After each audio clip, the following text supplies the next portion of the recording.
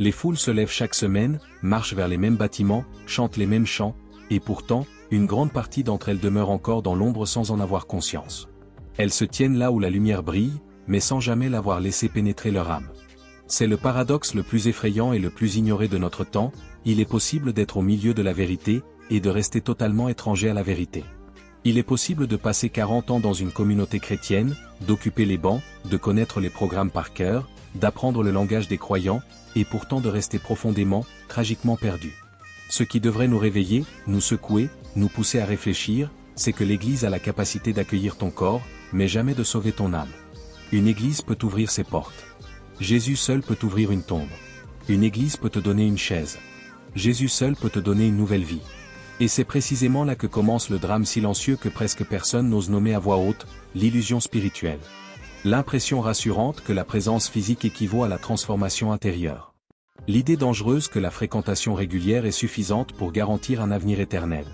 Mais Dieu ne regarde ni la constance de ta chaise, ni le nombre de tes participations, il regarde ton cœur, ton obéissance, ton abandon, ta vérité intérieure.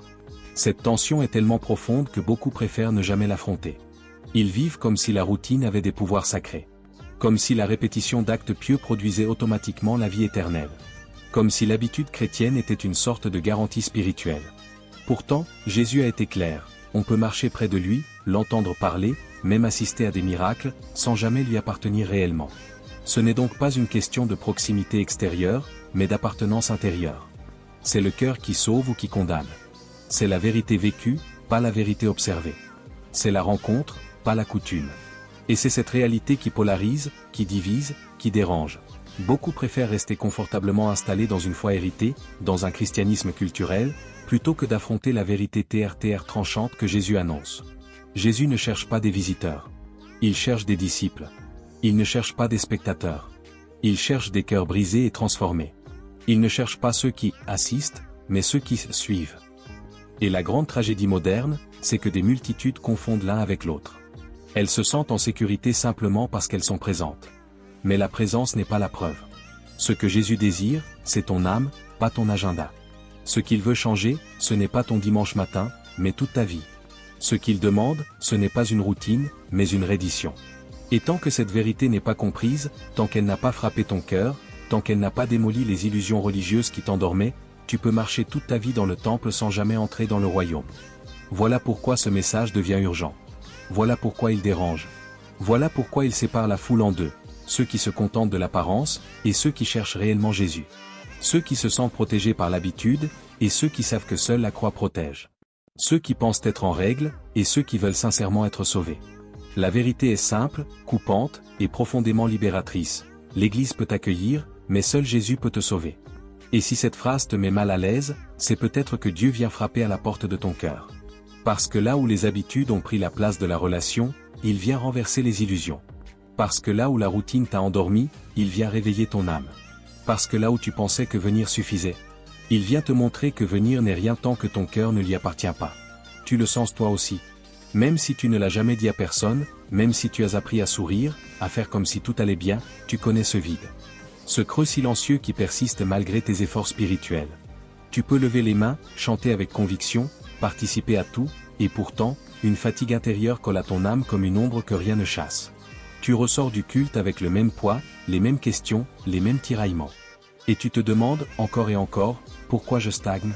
Pourquoi je n'avance pas? Pourquoi Dieu semble loin, alors que je suis présent? C'est une douleur que beaucoup vivent mais que peu avouent. Tu connais les mots, tu connais les chants, tu connais le vocabulaire chrétien, mais parfois tu as l'impression de ne plus reconnaître la voix de Dieu. Comme quelqu'un qui sait lire une carte mais ne trouve jamais le chemin. Comme quelqu'un qui connaît la théorie mais pas la présence. Tu avances, mais sans élan. Tu pries, mais sans feu. Tu t'efforces, mais sans transformation. Et cette dissonance intérieure devient lourde. Étrangement lourde. Tu portes des doutes qui te brûlent en silence. Tu te demandes si tu es véritablement sincère, ou si tu joues un rôle sans t'en rendre compte. Tu as peur de devenir ce que tu ne veux surtout pas être, un chrétien d'apparence. Un croyant qui se conforme à tout, mais qui ne se transforme pas. Tu as peur de manquer le ciel non pas parce que tu t'es rebellé, mais parce que tu t'es endormi. Parce que tu t'es contenté de peu. Parce que tu as confondu être sérieux avec être sauvé. Il y a cette angoisse qui revient dans tes pensées tard le soir, et si je n'étais pas vraiment à Dieu? Et si je vivais une foi fatiguée, mécanique, sans vie? Et si je faisais tout bien, mais sans cœur? Tu as essayé de faire mieux? Tu as essayé d'être plus discipliné, d'être plus strict, plus organisé, plus fidèle. Tu t'es demandé si tu devais prier plus, jeûner plus, servir plus. Tu t'es demandé si le problème venait de toi, de ton entourage, ou même de Dieu.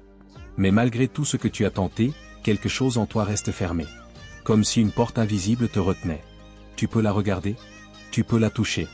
Mais tu n'arrives pas à l'ouvrir. Et cela te frustre, te trouble, te blesse.